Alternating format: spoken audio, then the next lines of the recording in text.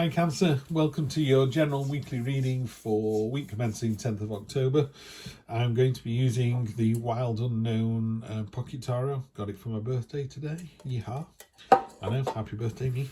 So we'll clarify with those, but we're going to do our usual 5-card read. This candle is on its last legs. It will go out during the reading and that will mean something to somebody. I don't know what, but I do think it's important. Normally I would take this candle out now and put another one in, but I'm not going to do that. I think it's important that somewhere during the reading, because we're on, I think you're reading number 5 today. Let's have a look. Where are we up to? 1, 2, 3, 4, 5, 6. Oh, 7. That's good. A bit further on than I thought.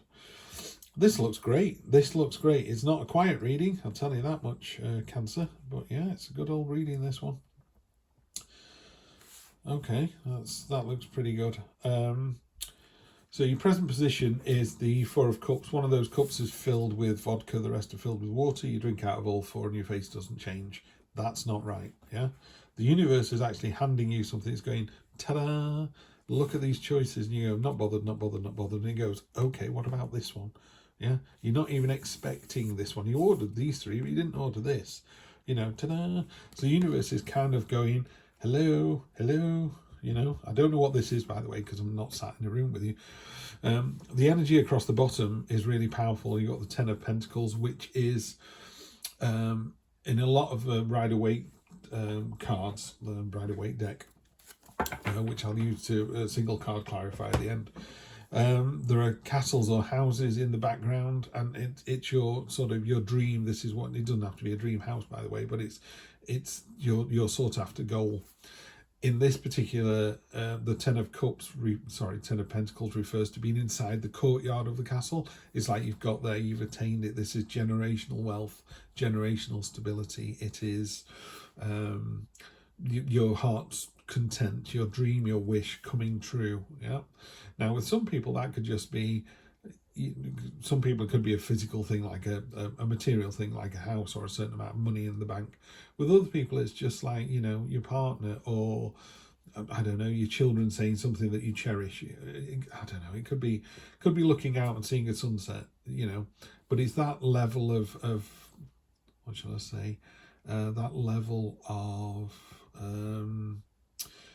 security is not the right word, stability maybe, you know, to be in that lovely position, you just kind of go, oh, nice. So the universe is sort of going, come on now, there's fantastic opportunities here. It's more than one, but very definitely one thing it wants you to go towards. Your present expectation is, what's the point? You're kind of sailing away from the situation. So what looks like 6 dusty, worn out swords, if you actually look down here, there's some boats, and you know, you're in one of those boats, you're sailing away. It's called the refugee card. You're sailing away from one situation into the unknown. You know, you're just taking a bag over your shoulder, your kids with you, and it's like, what now? Yeah.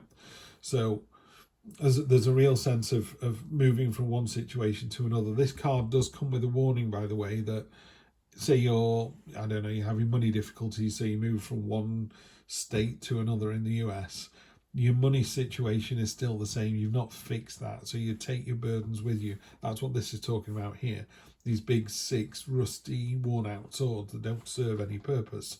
You're not getting rid of them. They're still on the horizon. You could sail away 100 miles away and still see them on the horizon. They're still there. So make sure you address any issues. But yes, by all means, move from one place to another. It could indicate moving and travel, by the way. What's unexpected is there's a new start coming in, but with real passion and enthusiasm. It could be that you've just gone, do you know what? After seeing Steve's tarot reading, I decided to go and see the bank manager. I've got a loan. It's all in order. That frees me up to do this.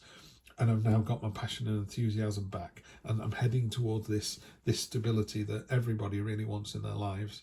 I personally have I'm a real homebody. You know, when we got locked down during COVID, I was like, brilliant. This is what I love. I love being in my own house. I love shutting the door and drawing the curtains and putting a film on and just being in and on my own, or with my family. You know, that I'm kind of hugging myself as I'm saying it. That's what I'm into. That's what I enjoy. And that's what's going to happen here. You're going to get that stability, whatever is important to you that makes you feel secure and loved and warm and everything else. That's it. Short-term future, after this enthusiasm, this unexpected enthusiasm and change, you have got a real transformative change coming. Death doesn't mean death. It just means the very end of something. I sometimes say to people with the tens, when you get the 10 of cups or something, or the 10 of pentacles, it means the end of one thing and the start of another. With death, so you can say, I've finished chapter 9, I'm starting chapter 10. With the death card is like, I've finished that book, I don't do books anymore. Or I've finished that book, I'm going to have 2 weeks off then. Or I'm going straight into another book. But it's a very significant end to one thing, start to another. There's a big change coming. It's of your own making with passion and enthusiasm. So just embrace it completely. Children are great at this, Why are we going down this road? We just are. How exciting, rather than, I'm worried about this. They don't worry. They've got other things to worry about. Do their friends like them, or, have they got enough sweets? Speaking of sweets, your long-term future is the 6 of Cups. 6 of Cups in this particular reading. These are filled with candies. We call them sweets in the UK, candies in the US. They're delicious, they're fantastic, but they're not filling, they're not a meal. So by all means, look to the past and go, oh, wasn't it great when? And yes, it was. But that the past only informs you to get you where you are today. You need to move onwards and upwards. So just be careful of that card. That card is sometimes a little bit of a card of stagnation. So let's clarify with these. Wild unknown. Let's see what we've got. We have the 3 of Cups.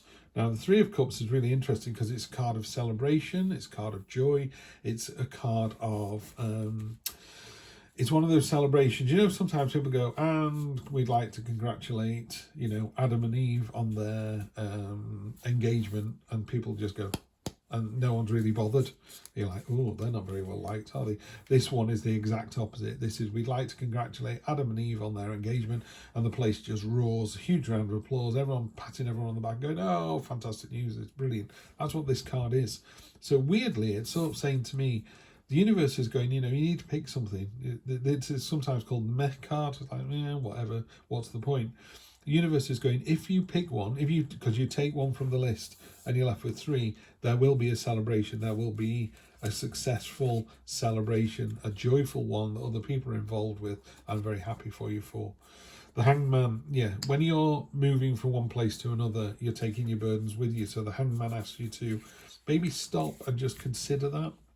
So I would definitely say, if you've got any emotional baggage or financial baggage, or your parents want you to carry on living with them, or work want you to work Saturdays and you don't want to, all of those kind of things need to be addressed. The Hangman is about hanging yourself upside down in a different position and just seeing the situation through somebody else's eyes. So if let's do something really simple. If it was money issues, you would go and see the bank manager and say, I'm $10,000 in debt. He would go, so what salary you're bringing in, what are your outgoings? And they just do mathematics with you. They'll just work out what's the best thing for you. What can you afford to pay back every month? And it's just a conversation. Maybe you've got to lose the battle to win the war. Maybe you're not going to be able to go to the pub for 2 years. Or you're not going to be able to go to the pub every, once a week. Maybe you go once a month, maybe you go once every 2 months, and you're just finding a way to save $50 a month, and then that's just going to get you over this hump. We have the 6 of Wands. Let's have a look in that one and see what it says here. I do like to read cards as they come out in the actual guidebook. From the dark and tangled branches emerges a butterfly. New life takes flight. If you're not reveling in the joy of success already, you will be soon. The 6 of Wands is a card of victory, of rising up against the odds. The obstacles have been relentless, but now is not the time to look back upon them. The more pressing question is, where will you go with your new set of wings? Isn't that great as a story? You had the 4, you picked something, you made the decision, you went, okay, in the cold light of day, I need to do this. And it results in success. A new start with passion and enthusiasm, triumphant victory. Loving this. The Mother of Wands. Again, I'm going to read straight from the book because I've only just picked this one up. I love the fact that they call the Queen the Mother. The Mother of Wands is a vibrant woman and happy mother. Family comes first in her world. She's very protective of it and is the dominant parent within the home. Proud and determined, she's enough grace and beauty you'd hardly notice her forceful nature. Oftentimes she's overcome great pain or trauma in her life. It's important not to get on her bad side. Okay, so again, we don't assign gender to tarot cards. So this could be a person or it could be a situation. So it's someone who is protective, it's someone who's family orientated. This could be you. There's a change coming in and that person's going to do everything they can to make sure that everyone's safe and secure. And again, it kind of ties in with this story here. I think you've got some cold hard decisions to make here that result in a really good success. Which makes this change. There's a huge change coming in. But remember, all the time you're doing this, it's for this thing here. It's for the dream. It's to achieve the goal. It's to end up in the courtyard of the castle. And that castle is the castle you now own. So if you're looking on a hill and going, I wish I lived there, this is the step number one to living in there and being on the hill, looking down, going, I used to live down there. Now look where I am. Look how far I've come. 4 are Pentacles. And again, I'm just going to go into this because I'd like to see what they say about this. To me, it's the hoarding card. It's holding on to what you've got. Possession and control. The 4 of Pentacles first suggests material gain and stability. That's good. Only good news for your bank account and home. But underneath this surface is a card of warning. Don't become possessive or controlling. Holding on too tightly to the material world will leave you rigid, stagnant, and displeasing to others. Wealth is a concept. It is indeed. Yeah. I remember talking to someone once and she said, just sat with my husband with a glass of wine watching a video they got from the local shop. She said, I've never been happier. She said, you can't buy that. And she was absolutely right.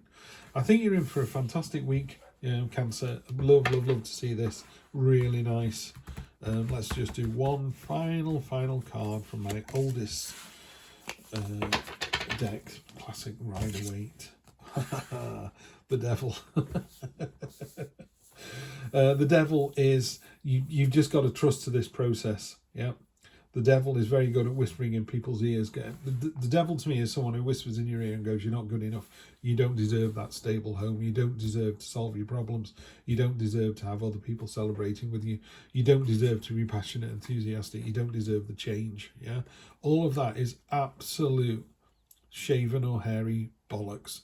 Complete and utter bollocks. You are good enough. You're worthy enough. The universe wants you on this planet. You're a very important part of the planet. Think of the ecosystem. We don't want to lose the bees and we don't want to lose you. But look at these people here. Could be Adam and Eve, but they've got these chains around the neck. The Devil's not even holding on to them. It's just 2 chains. The Devil's a busy guy. If you took the chain off and walked away, you wouldn't even notice. He's just not bothered. This is penance and worry of your own making. Just get rid of that. This is a warning this week. So you got this lovely adventure coming up. Don't let the devil spoil your day. Okay? Have a great one. I will see you next week for more of the same. Take care, Cancer.